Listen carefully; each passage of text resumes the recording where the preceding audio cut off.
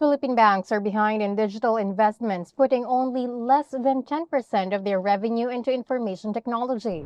We've got Fridolin Bloomer from Season Asia, who's speaking at the Asian Banking and Finance Forum on October 1 to talk about this. So, Fridolin, how should banks here change their strategies to stay competitive digitally? We see that most financial service providers, they build their strategy traditionally on growth drivers. However, in addition to these, we see nowadays two areas where financial service companies may find a new angle. They are trust and seamless services, which look like a new winning aspect and should be part of a bank's strategy. Looking into the Philippines, we see that 60% of Filipinos still prefer cash. Asian 6 currently stands at 38.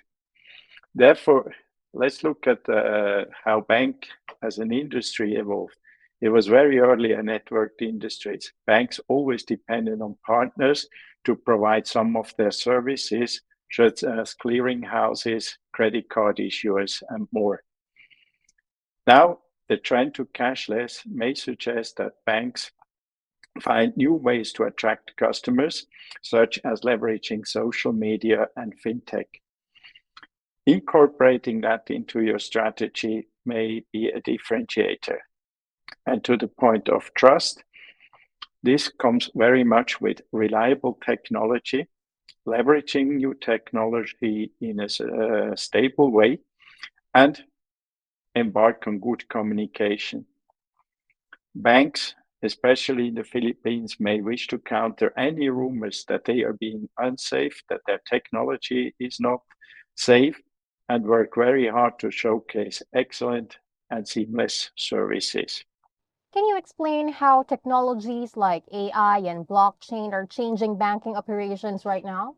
That's a very interesting aspect, especially as these new technologies, some of them not really very new, they've been around for a while, present vast opportunity for any player that understands these technologies and sees their potential.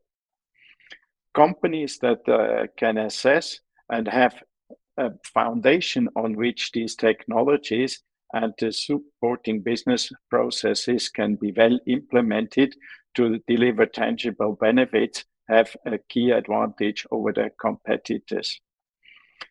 You might know that I'm a big proponent of AI.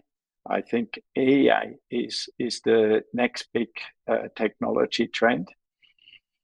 And if banks can make bold decisions to implement these new technologies and drive their budgets towards these new technologies, they can improve customer service, they can improve experiences, make better offers, enhance their operational efficiency, reduce risks, and assist in making decisions. What I think is also important that new technologies may need a bank to become an industry advocate, work with peers and the regulator to ensure interoperationality of these technologies.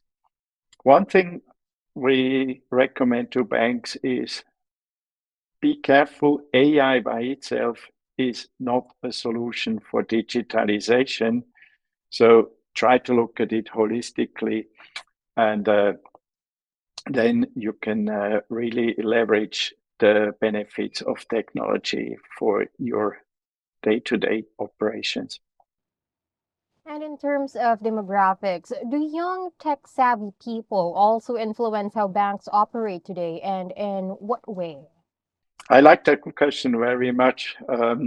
And I like to look at it a little bit like a story and sort of imagine you have a Facebook or TikTok influencer, and via her post, it can also be a him, they attract people and interested prospects can then just click a button and seamlessly open up an account. We see some of these trends now, and if I look into the Philippines in particular, many are still unbanked. However, figures show that 85.6% in January 2024 of the entire Philippine population had a Facebook account. Now, while we may say it's mostly the young people, Gen Z, that is more technical savvy, we also see that they are very averse to bad customer service. And if it doesn't work, then they immediately swap provider and have limited loyalty. However, there are also some old folks who are very keen on getting good customer service. And I think a bank that can immerse itself into the financial flows of the young, sort of be the partner for a typical Filipino with helping them doing the small transaction via the smartphone, they can build a winning edge. We also see that there was a big hype with new digital banks, but there is not only in the Philippines, in other countries as well, there is a trend back to the old bank. And we think this has to do because the old banks have caught up and the digital only players have not yet really leveraged the full digital. And when we look back into these small transactions, the life of many people, then you can build an end-to-end process and to help the people transact anytime, any place.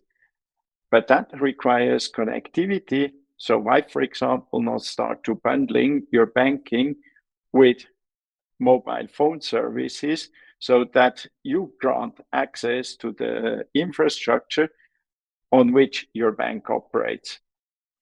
Banks, I think, who embark on that new venture might build a trusted group of followers. Maybe one day, and I'm very certain about it, that banks in the Philippines further embark on leveraging networking effects, leverage modern technology, and with the large growth potential of the Philippines, I think this is a rewarding place for banks to be. Thank you so much for sharing your insights, Fridolin. A pleasure to be with you. Thank you so much. Once again, that was Fridolin Bloomer, CEO and founder of Cision Asia. For more news and a chance to network with industry leaders at the Asian Banking and Finance and Insurance Asia Forum, sign up at asianbankingandfinance.net.